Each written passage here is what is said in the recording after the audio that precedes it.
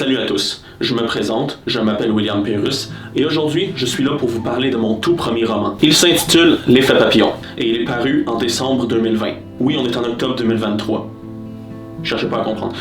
Passons. Alors, l'effet papillon, c'est quoi? Eh bien, comme le titre le dit, c'est un roman portant directement sur la théorie de l'effet papillon. Quelle est la théorie de l'effet papillon? La théorie de l'effet papillon, en gros, c'est une théorie qui avance que la moindre petite action peut avoir des conséquences dévastatrices sur le futur. Un futur proche comme un futur éloigné. C'est une théorie que je trouve très intéressante. Par ailleurs, quand on parle de cette théorie, on a souvent en tête la fameuse question: est-ce que le battement des ailes d'un papillon au Brésil pourrait provoquer une tornade au Texas? C'est la question, je dirais, la plus connue. La question rhétorique, certes, mais la plus connue entourant la théorie de l'effet papillon. L'effet papillon, c'est une théorie que je trouve très intéressante. Au-delà même d'être intéressante, je la trouve passionnante. Et tout ce qu'elle implique, tout ce qu'on peut connecter lorsqu'on se met à songer un peu aux conséquences de telle action, parallèlement à telle action, je trouve ça passionnant. Donc tout naturellement, en trouvant une théorie de la sorte passionnante, je me suis dit, autant écrire un roman dessus. C'est venu tout seul. Je me suis dit, quitte à adorer cette théorie, autant produire une histoire qui s'en sert totalement, qui va vraiment à fond dans le concept de la théorie de l'effet papillon. Donc, vous l'aurez compris, c'est un roman portant sur la théorie de l'effet papillon. Un roman donc basé sur des petites actions de différentes envergures. Ça peut être des petites actions, comme des actions moyennes, comme des actions dramatiques, qui s'influencent. Si vous voulez, si je devais vulgariser la théorie de l'effet papillon, je la comparerais à un chemin de dominos. Vous savez, une suite de dominos, t'en renverses un, tranquillement toute la file de dominos se renverse un à un. C'est ça la théorie de l'effet papillon. Une petite action aussi stupide que renverser un domino peut saboter plein de choses sur son passage, parce que les actions s'entrechoquent, s'entrecognent. C'est ça. En gros, c'est ça la théorie de l'effet papillon. C'est une théorie que je trouve passionnante. Véritablement, j'insiste sur ce point, elle est passionnante. Donc, tout naturellement, l'idée d'écrire un roman à son sujet m'est passée par la tête. Et ce fut un processus créatif très intéressant, très passionnant. Ok, là les bases sont posées, mais là vous vous dites, oui, c'est bien beau, on a compris la théorie de l'effet papillon. Sauf que là, tu peux faire 1 million d'histoires avec cette théorie. Quel angle as-tu choisi? Quel sujet as-tu choisi? Quel thème as-tu choisi? Et surtout, quelle prémisse as-tu choisi? On y vient dès maintenant. L'effet papillon débute avec une famille, un enfant qui s'en va avec ses parents un beau jour dans un parc pique-niquer. Ils font un pique-nique, l'enfant a emmené un ballon, il joue avec son ballon, la température est plutôt belle, assez pour qu'il s'y rende à pied. Le parc est désert. Donc pendant que l'enfant joue dans les modules et joue avec son ballon, il se fait des petits jeux à la con, les parents sont assis, ils lisent un livre, ils gardent toujours un œil sur le petit gars, mais malheureusement, ils gardent pas l'œil qu'ils auraient dû garder sur lui. Le roman devait être trop bon. Je sais pas, si ça se trouve, il lisait ça,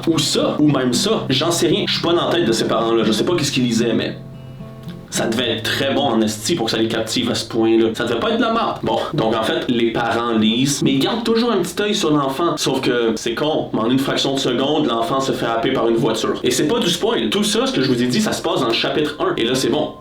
On a le chapitre 1, c'est l'enfant. Le chapitre 2, et le chapitre 3, c'est le chauffeur qui a percuté mortellement l'enfant. Et ainsi de suite. Et on va comprendre comment les choses se sont imbriquées de sorte à ce que ce gars-là, au volant de sa voiture, se retrouve là, à cet endroit précis, à ce moment précis, et qu'il percute cet enfant. Et là, après le chapitre du chauffeur, on suit le chapitre concernant la personne qui a causé l'action que lui a commise. Donc, si vous me suivez, le roman a une chronologie inversée. On débute en 2018, et on va tranquillement remonter dans le passé pour aller à la source de cette action, à la source de ce drame, à la source de la mort de cet enfant. Donc ça, c'est l'effet papillon. Donc, dans le roman, il y a de tout. Je sais, ça commence rough avec la mort d'un enfant, mais on va tranquillement, les événements vont s'enchaîner, et les événements ne sont pas en ordre de gravité. C'est-à-dire que le premier événement du livre n'est pas le plus grave, et on va pas aller progressivement dans un ordre décroissant. La gravité des événements est, j'ai envie de dire, aléatoire. Elle est parsemée tout du long du roman. Le roman débute avec la mort d'un enfant, mais j'ai envie de dire, c'est pas le seul événement grave du livre. Plusieurs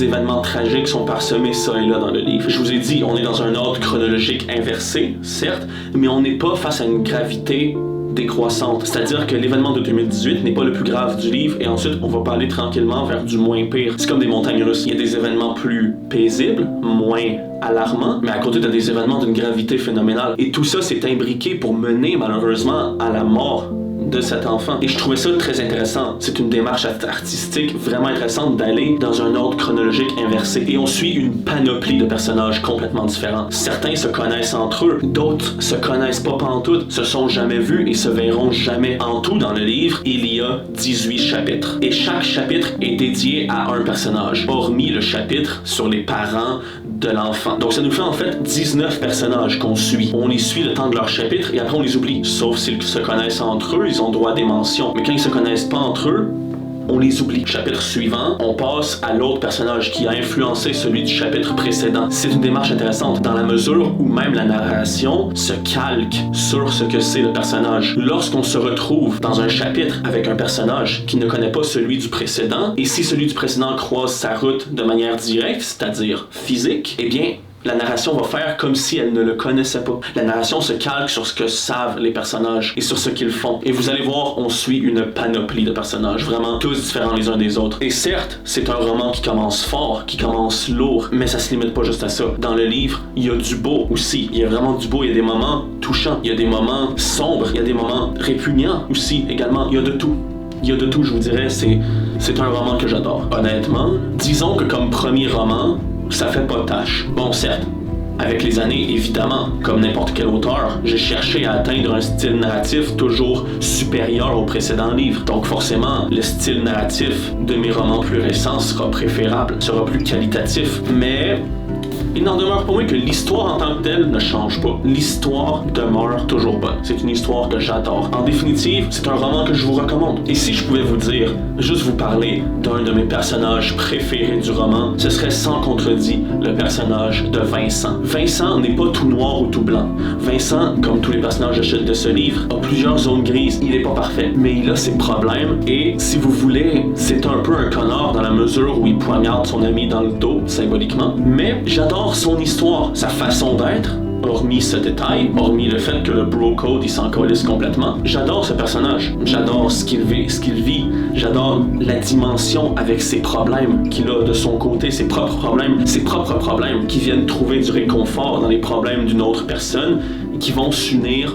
Peut-être un peu trop, mais c'est ça. Voilà. Donc, c'est un roman qui me plaît beaucoup. On va parcourir différents lieux. On va même momentanément changer de pays, mais on parcourt différents lieux, différents foyers. Parce que c'est ça, littéralement. Le roman ne suit pas que des personnages différents. Il suit également des foyers. On voit le quotidien de certains de ces personnages-là. C'est ce que j'adore. On suit différentes personnes, différents foyers, différents quotidiens. J'adore cette démarche. C'est une démarche infinie, sans fin. J'aurais pu continuer le roman indéfiniment. Le roman fait 336 pages, mais j'aurais pu le continuer indéfiniment, tant tu peux toujours remonter un peu plus loin, et un peu plus loin, et un peu plus loin. Mais je pense pas que ça aurait été réalisable un roman d'à peu près 3 millions de pages. Donc bon, je me suis arrêté à ça. De toute façon, ça bouclait bien la boucle. Et j'ai envie de dire, ça ne bouclait pas qu'une boucle, ça bouclait 2 boucles. Parce qu'effectivement, c'est un roman sur la théorie de l'effet papillon, mais ce n'est pas qu'un cycle. C'est 2 cycles, 2 anneaux qui viennent un peu s'entrecroiser et qui viennent s'influencer. Vous allez voir vous-même. Ce n'est pas qu'une seule ligne d'influence, si je puis dire. C'en est 2 lignes d'influence. Donc voilà tout. À quoi donc vous attendre de ce roman au niveau thématique? Eh bien, ça touche à plusieurs thèmes, que ce soit le deuil, la famille, la mort, la perversion également. Ça touche à plusieurs choses. Vous pouvez vous attendre à une pléthore d'ambiances, que ce soit des ambiances lourdes, plus légères, tristes, touchantes, attendrissantes. Vous allez voir, il y a plusieurs choses. C'est évident puisqu'il y a plusieurs quotidiens exposés dans ce livre. C'est ce qui résume assez bien la petite présentation improvisée que j'ai voulu vous faire à propos de ce roman. Donc si je vous ai convaincu et que vous souhaitez vous le procurer, le lien est en description. N'hésitez pas, ça vaut la peine. C'est pas prétentieux de dire ça. C'est ce qui conclut cette petite vidéo. Si je vous ai convaincu, achetez un œil à ce livre et même à d'autres de mes livres. Tous les liens sont en description. N'hésitez pas à me suivre sur cette chaîne YouTube parce que je veux pas vendre la mèche, mais il y a du très très lourd qui s'en vient très bientôt. Sur ce, passez une bonne fin de journée.